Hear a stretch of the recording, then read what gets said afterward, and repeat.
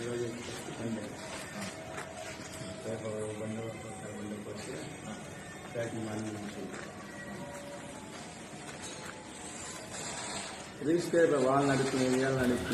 అన్నమయ్య జిల్లా మదనపల్లి మామిడి మార్కెట్ యార్డుకి మామిడి కల్తర్లు వస్తున్నట్లు స్థానిక వ్యాపారులు పేర్కొంటున్నారు. ఇప్పటికే దాదాపు 60 నుండి 70% మామిడి మండీలు తెరుచుకోవడంతో రైతుల రాకతో మామిడి మండీలు రద్దీగా కనిపిస్తున్నట్లు వారన్నారు. మదనపల్లి పరిసర ప్రాంతాల్లోని మామిడి మండీల్లో మామిడి కల్తర్లు ఎలా ఉన్నాయో ఇప్పుడు మనం తెలుసుకుందాం.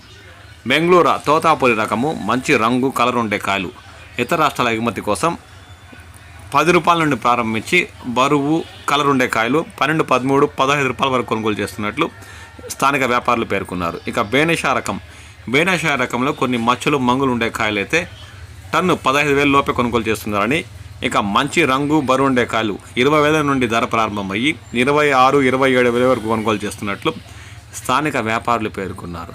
ఇంకా పుల్లూరా రకం అయితే 15,000 నుండి ప్రారంభమయ్యి టన్ను 18, 19, అత్యధిక ధర 20,000 పలుకుతున్నట్లు స్థానిక వ్యాపారులు పేర్కొన్నారు.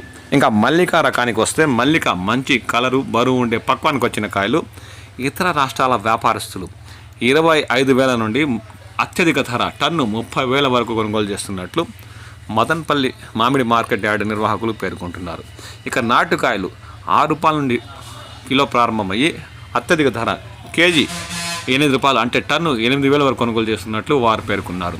మదనపల్లి పరిసర ప్రాంతాల్లోని మామిడి రైతులు మంచి 70 నుండి 80% పైబడి పక్వానికి వచ్చిన మామిడికాయలు కోతలు కోసి స్థానికంగా ఉన్న మండీలు తరలిస్తే గిట్టుబాటు ధరలు లభించే అవకాశం ఉందని మండీల నిర్వాహకులు పేర్కొంటున్నారు.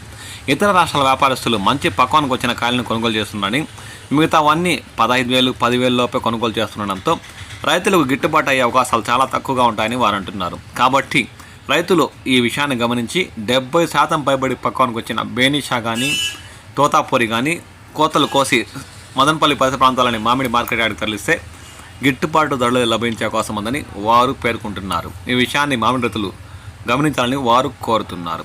లేదంటే